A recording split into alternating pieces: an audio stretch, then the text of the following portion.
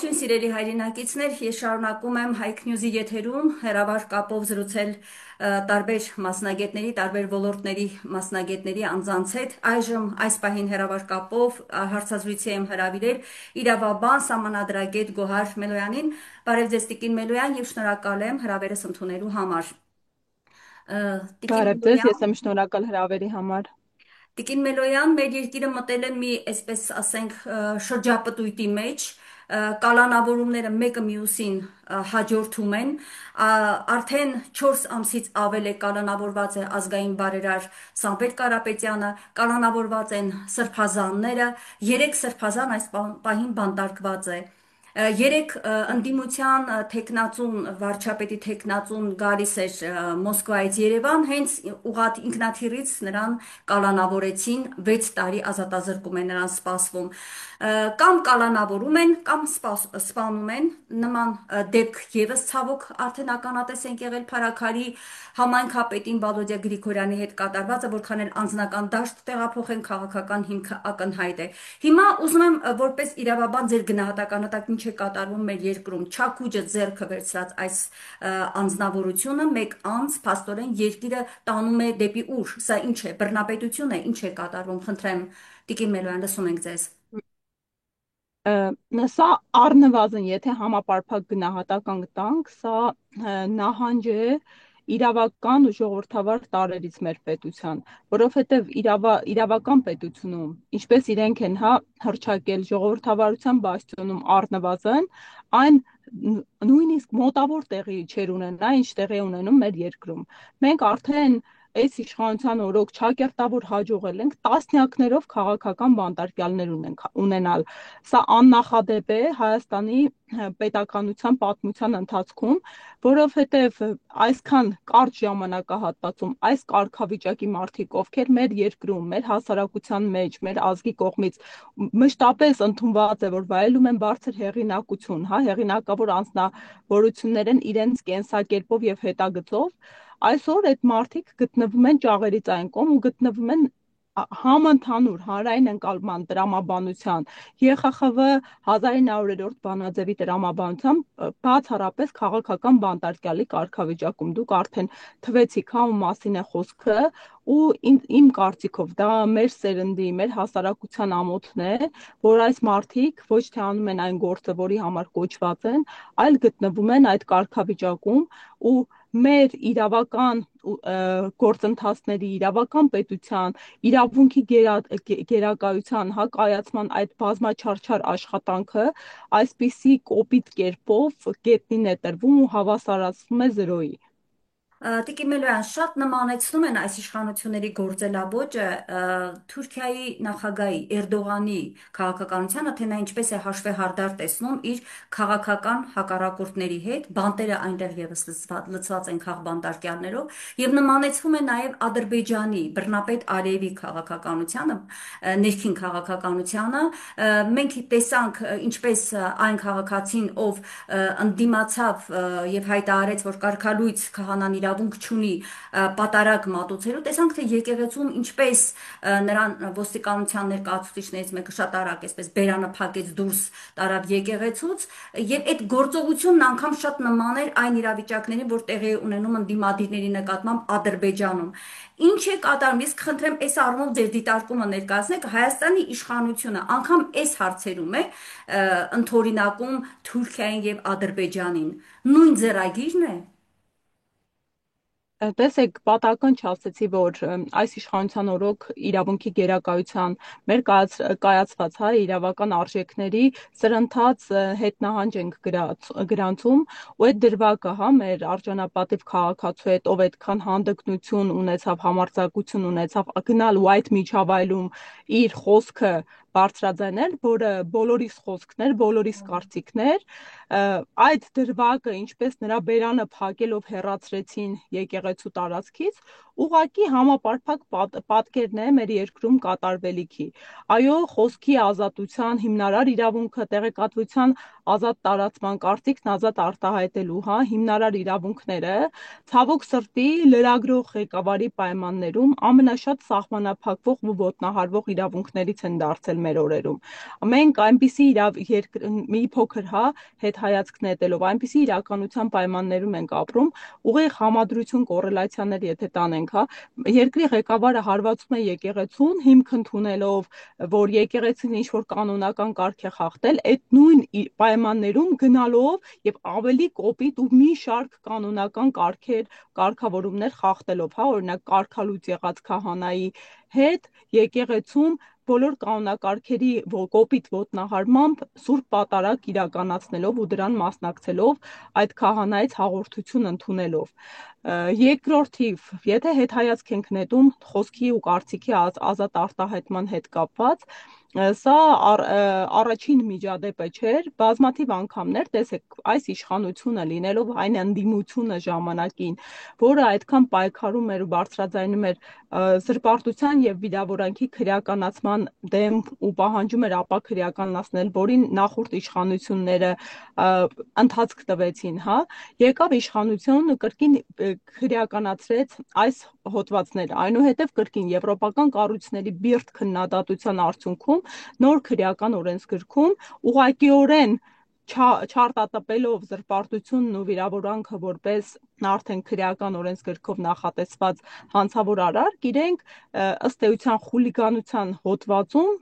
վերարտադրեցին, ապահովեցին այդ ամենի ռեինկարնացիան։ Մենք քրեական օրենսգրքում ունենք մի քանի հոդվածներ, որոնց հիման վրա են մեծապես քաղաքական իրենց ընդդիմադիր դիրքորոշումների համար մարդիկ հետապնդվում։ Արդեն այնքան է պրակտիկան հարստացել, որ մենք կարողանում ենք ուղղակի համադրություններ իրականացնել ու վերլուծություն ստեղծված պրակտիկայից վերհանել։ Դրանցից մեկը հենց իմ կողմից մատնանշած խուլիգանության հոդվածն է։ Այս իշխանության օրոք ամենաշատն են մարդիկ հետապնդվել իրանց կարծիքի համար, երբ կա մարդու իրավունքների եվրոպական դատանի շատ հարուստ պրակտիկան հենց խոսքի ազատության, կարծիքն ազատ արտահայտելու հետ կապված ու մեծապես հենց կարմիր թելով այն գաղափարն է անցնում, որ երբ դու գալիս ես եւ դառնում ես իշխանություն, այդ պաշտոնը ստանձնելով դու հասարակությանը ավելի լայն հնարավորություններ ես տալիս քեզ քննադատելու եւ պետք է ավելի մեծ հանդուրժողականությամբ ընդունես այդ քննադատությունը ընդհուպ այն դեպքերի, երբ այդ քննադատությունը ինչ որ վիրավորական եզրույթներով է ուղեկցվում, ընդհուպ մինչև վիրավորական արտահայտություններ։ Դա ես չեմ ասում, դա մարդու իրավունքների եվրոպական դատարանի շատ հարուստ նախադեպային պրակտիկայի միջով է անցնում ու շատ դեպքերում քաղաքացիները իրենց պետությունների հանդեպ այդպիսի գործերում հաղթանակ են տարել։ Մեր երկրում ծայրահեղ անհանդուրժողականություն է ընդդիմադիր խոսքի նկատմամբ, ծայրահեղ անհանդուրժողականություն է այլախոհության նկատմամբ եւ դրանով է նաև արդեն ստեղծված պրակտիկան էլի կրկին, օրինաչափ դարձել, որ ողջ իրավապահ համակարգը, այդ թվում արդեն նաև դատական իշխանությունը, կենտրոնացված է ընդդիմադիր գործիչների քաղաքական ուժերի հետապնդման վրա։ Կրկին, երևի երկրում չկան քաղաքական ուժեր, ովքեր ընդդիմադիր են իրենց կեցվածքով, որոնց նկատմամբ չկան հարուցված քրեական գործեր։ Այս իրավիճակով էլ նաև ինչու ոչ կարող ենք պայմանավորել այն իրականությունը, որ երբ իրավապահ մարմինները այսքան հարստահարվում են, տեխնիկապես հագեցվում են, ներդրումներ են կատարում, մեր իշխանությունները ներկայացնում են, թե ինչքան ֆինանսական ներհոսք է գնում պետբյուջեից դեպի իրավապահ մարմիններ, այդ նույն զուգահեռ իրականության պայմաններում սրընթաց մեր երկրում աճում են հանցագործությունների տարբեր տեսակները։ Միգուցե այդտեղ ռետորական հարցադրումն է գալիս, այս իրավիճակը ներկայիս պայմանավորված է նրանով, որ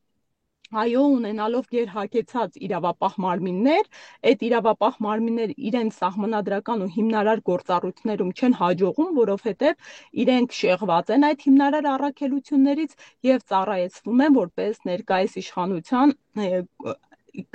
իշխանության հարատևման գրավական։ Այո, այո, եւ իզուր չէ որ արդեն հասարակության մեջ կարծիք է հնչում հետաքրքիր է ովքեր են ի վերջո այս ոստիկանները, այդ դիմակավորված անձիկ ովքեր են դիմակի տակ թաքնված, կարծես հայեր չլինեն, այնպես են նրանք վերաբերվում մեր ժողովրդի նկատմամբ։ Եվ ես կուզեմ այստեղ նաեւ անդրադառնալ, դուք խոսեցիք խոսքի, հա,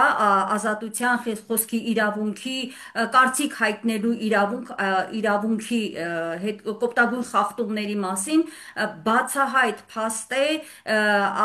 ազգային բարերար Սամվել Կարապետյանի դեմ իրականացվողը 4 ամսից ավել է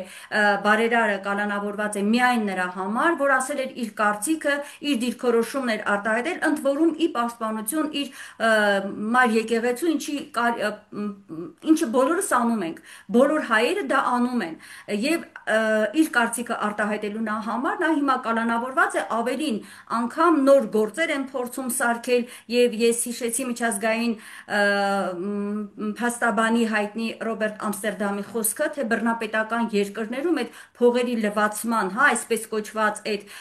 բաները, հա, գործերը հատուկ սարքվում են այլախոներին ընդդիմադիր հայացք ունեցող անձանց ուղակի կալանավորելու համար։ Ինչ կասեք այս գործի հետ կապված, որքանով եք ծանոթ, ինչ ընթացք է։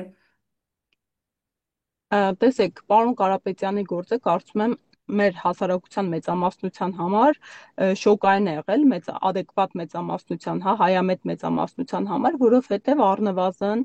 անթույլատրելի է, երբ մեր պետության համար, հա, այդքան նշանակալի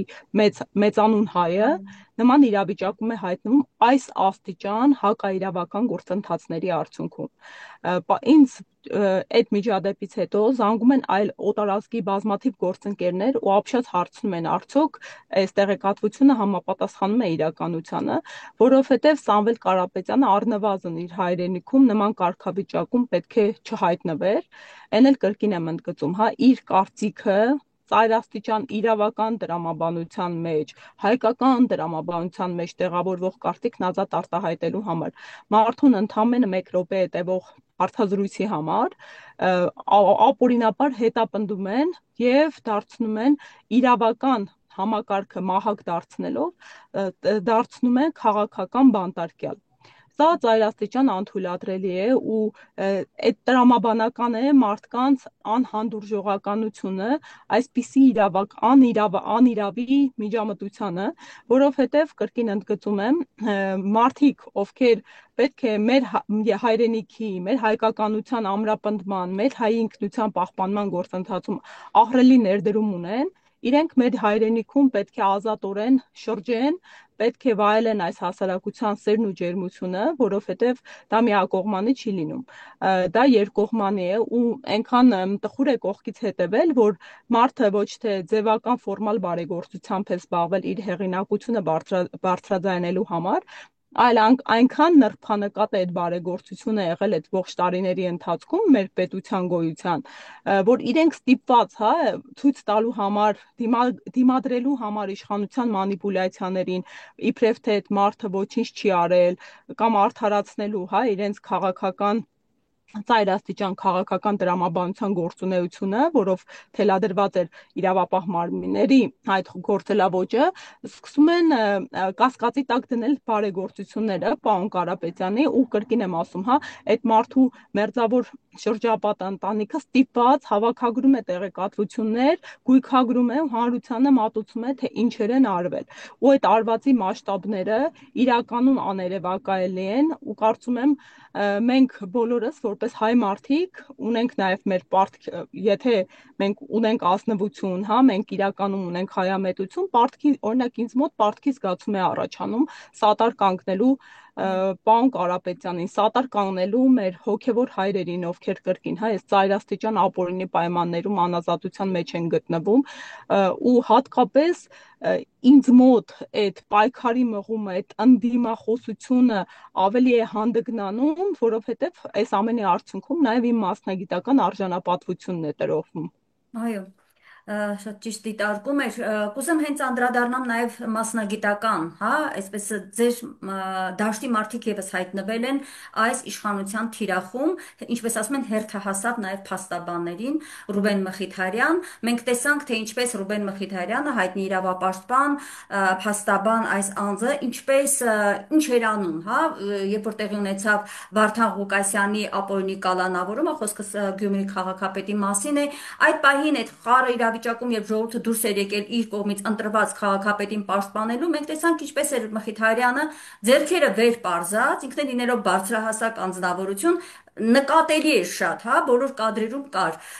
ձեռքերը վեր պարզած, պարզապես միջնորդի դեր էր կատարում, որ ոստիկանները ոտքի տակ չճզմեն բարի բուն իմաստով մեր ժողովրդին, եւ այնտեղ ինքը ասում էր 8 հոգու գցել են ոտքի տակ։ Հիմա այդ փաստաբանը, որը ընդամենը այդ պահին անգամ այդ լարված իրավիճակում իր իրավապաշտպանի գործն էր անում, կալանավորվել է 2 ամսով, ես չգիտեմ ինչ գործ է սարքվել, հա, երևի իշխանության տապալման, հա, կամ ահաբեկչության։ Տիկին Մելոյան, ինչ կասեք, այս աբսուրդը ինչև ուր, ես Ռուբեն Մխիթարյանի գործի հետ կապված կարծում եմ ծանոթ եք, ինչ կասեք այս մասին։ Ահա իհարկե ծանոթ եմ ու պաշտպանական թիմն էլ հայտարարություններով հանդես եկավ, դե իրականում ասում եմ ամեն անգամ այդ զավեշտի աստիճանը ավելի ենք շրջանցում այս իշխանությունները։ Ես համոզված եմ, որ պարոն Մխիթարյանի քեյսին միջազգային կառույցները շատ սուր արձագանք են տալու, որովհետև արդեն հա իրենց չեն է սահմանափակում իրավապաշտպաններին, լիցենզավորված փաստաբաններին իրենց գործունեության համար պատժելու, պատժել բառը պատահական չէ, այո, պատժելու, սա ակնհայտ կրկին, հա,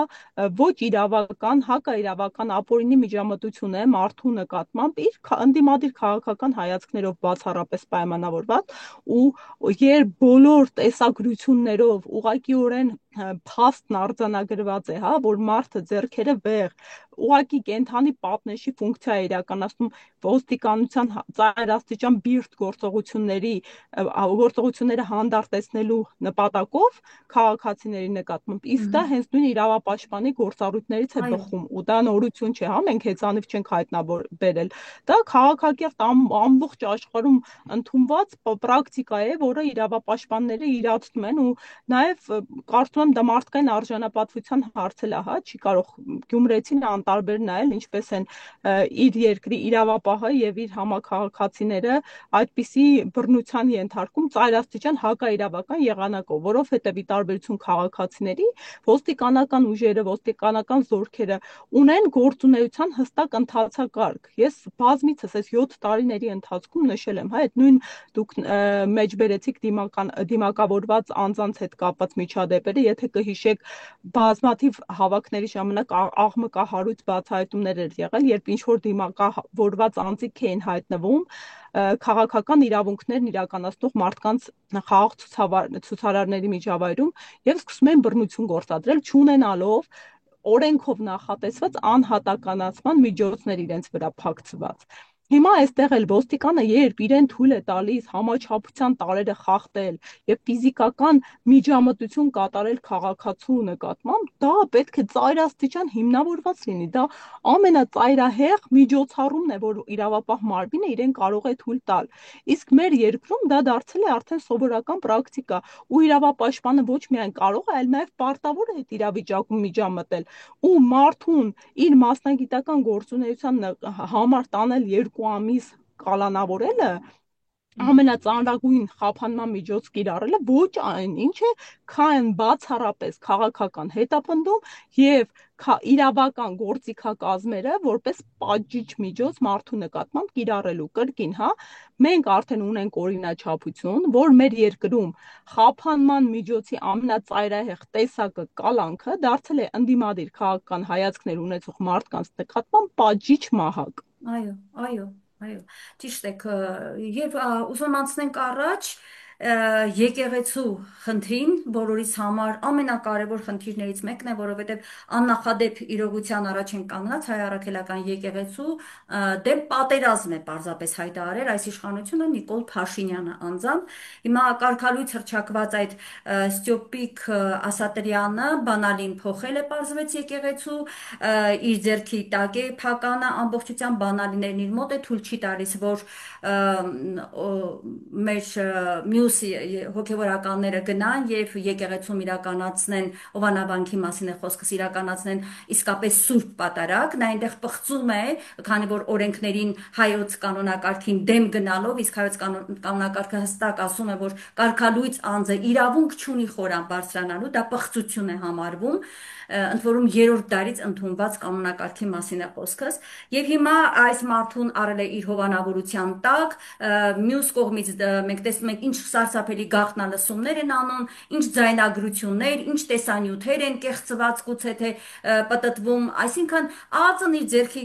տակ է, Տիկին Մելոյան, ինչ կուզի կանի, հա, Փաշինյանը, ում համար ինչ կուզի, ինչ կոմպրոմատ ասես կարող է իր ձեռքի տակ հավաքել եւ անհրաժեշտ պահին մարդկանց պախարակել, խայտարակել,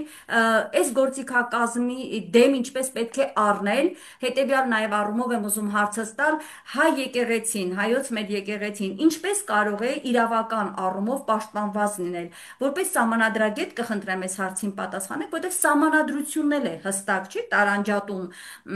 իշխանություն, եկեղեցի, այս հարթության մեջ մեր եկեղեցին, բացի այն, որ մենք հայերս բոլորս պետք է թիկունք լինենք մեր եկեղեցում, բացի սրանից, իրավական տեսանկյունից մեր եկեղեցին ինչպես կարող է ինքն իրեն պաշտպանել այս փոքրիկ խմբակի ոտնձգություններից, խնդրեմ։ Տեսեք, հարգելի Արմինե, մենք շատ վատթար իրավիճակում ենք հայտնվել, իմ գնահատմամբ վերջին հարցից սկսեմ, սա դասական ճգնաժամ է, որովհետև ուղղակի ճգնաժամ չէ, սահմանադրաիրավական եւ քաղաքական ճգնաժամ է, որովհետև այս ստեղծված իրավիճակին մեր սահմանադրությունը, մեր օրենսդրությունը տալիս են լուծումներ, երբ վարչապետը իր օրենքով ու սահմանադրությամբ սահմանված լիազորությունները, գործառույթները սահմանազանցում է ու թույլ է տալիս իրեն գործողություններ, որոնք սահմանված չեն, նա խախտում է օրինականության սկզբունքը։ Երբ խախտում է օրինականության սկզբունքը եւ իր հիմնարար իրավունքներից ու գործառույթները սահմանազանցում է, դրա համար վրա է հասնում իրավական պատասխանատվություն։ Այսինքն պետք է այդ միջադեպերով հարուցվեն քրեական գործեր ու ոչ միայն եկեղեցու կանոնական կյանքի միջամտելու հիմքով, հա, մենք բազմաթիվ օրինակներ ենք ունեցել,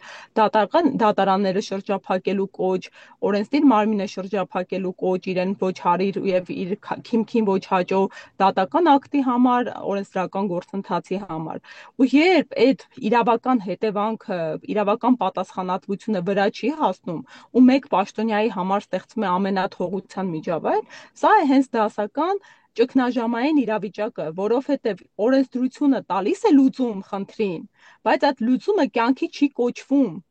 Այո, մենք ստիպված արդեն դիմում ենք մեր քաղաքական իրավունքները իրացնելու, ընդդիմախոսությամբ, հանրային կերպով բարձրաձայնելով այդ ստեղծված իրավիճակի անթույլատրելիությունը, հավաքներ ցույցեր կատարելով, որպեսզի արտահայտենք մեր անհնազանդությունը եւ դեմ լինել ստեղծված անթույլատրելի իրավիճակին, միջազգային կառույցներին դիմելով ու ներկայացնելով ստեղծված իրավիճակը։ Այո, մեր օրենսդրությունը, սահմանադրությունը 2015 թվականի բարեփոխումների արդյունքում հստակ ամրագրել է իրավական պետության հենասյունային սկզբունքները, որոնցից է օրինականության սկզբունքը, որը ասում է, որ բարձրաստիճան ընդհանրապես պաշտոնատար անձին իրավասու են կատարել միայն այնպիսի գործողություններ, որոնց համար լիազորված են սահմանադրությամբ եւ օրենքներով։ Այսինքն, ի տարբերություն մեզ քաղաքացիներից, ովքեր կարող են անել այն ամենը, ինչ օրենքը չի արգելում, իրենք կաշկանդված են օրենքի սահմանածի շրջանակներով։ Ու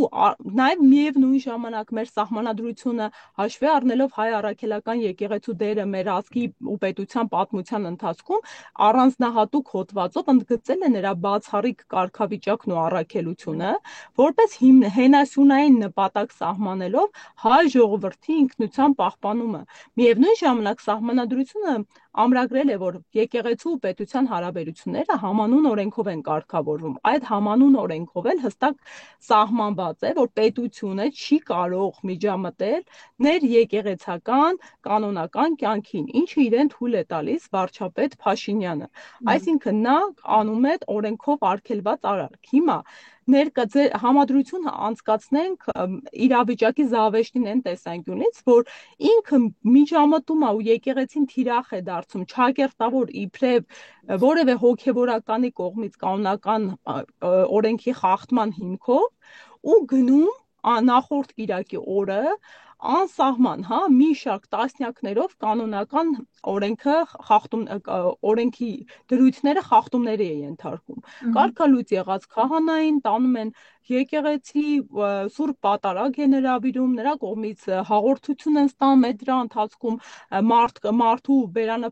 էլի կրկին, հա, ֆիզիկական միջամտություն թույլ տալով լրացնում են կարծիք ազատ արտահայտելու իրավունքն են սահմանափակում, ֆիզիկական միջամտություն են կատարում, անձնական անձեռնմխելիությունն են ոտնահարում։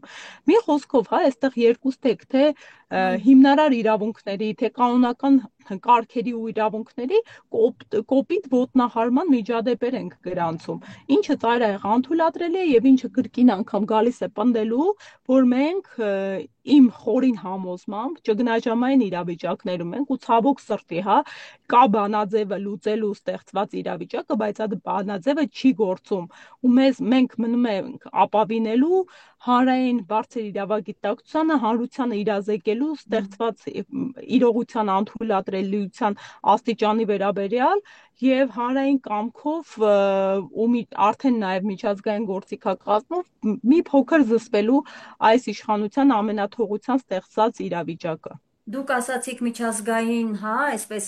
իրավունքով, միջազգային հանրության օգնությամբ, եւ ես կուզեմ մեր հարցազրույցը հիմա եզրափակենք հենց այդ հարցով։ Եվրանեստի խորհրդարանական վեհաժողովը տեղի ունենում Երևանում, այսօր բողոքի ակցիա իրականացվեց, քաղաքական գործիչներ էին նաեւ մասնակցում,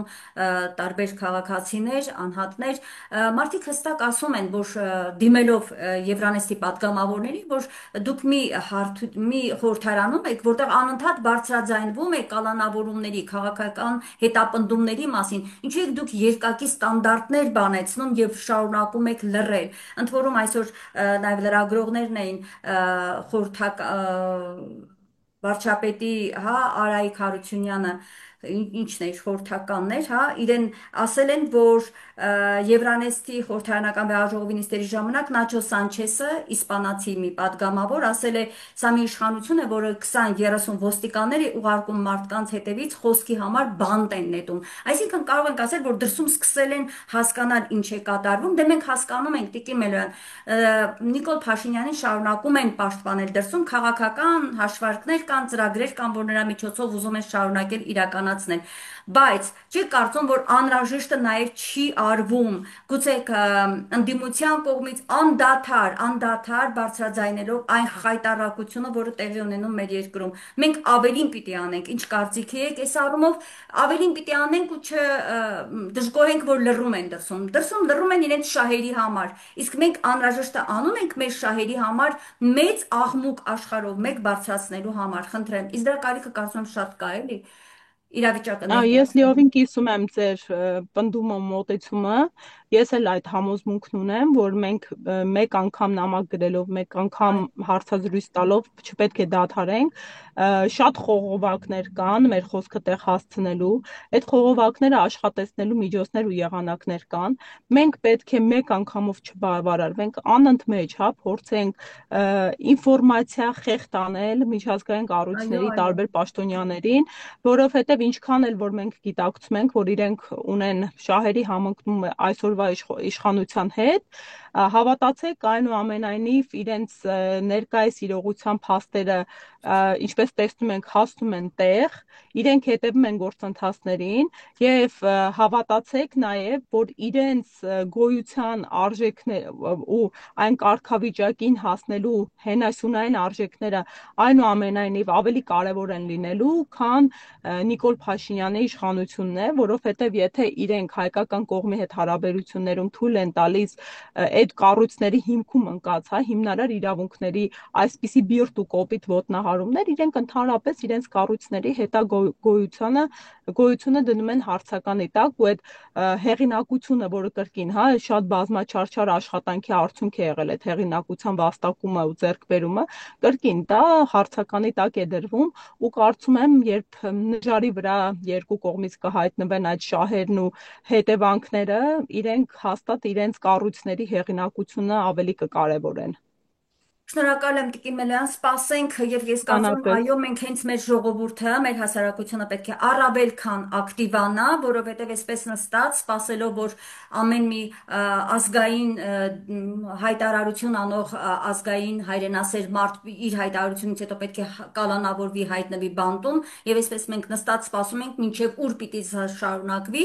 իսկ այս մարդիկ իրենց քայլերով քաղաքականությամբ ապացուցում են որ կարմիր գծեր չունեն, սրբություններ չկա, ազգային արժանապատվություն չկա, ոչինչ չկա, իրենք ոչինչի առաջ չեն կանգնելու, դա փաստն է հենց նրա, որ եկեղեցուն հասան արդեն։ Շնորհակալ եմ տարբեր հարցերի շուրջ ձեր փոխադարձ տակ վերլուծության համար։ Ես վերհիշեցնեմ իմ հայրենակիցներին, որ Հայք Նյուզի եթերով հեռավար կապով ես այսօր զրուցում էի իրավաբան, սահմանադրագետ Գոհար Մելոյանի հետ։ Լավ եղեք, կհանդիպենք։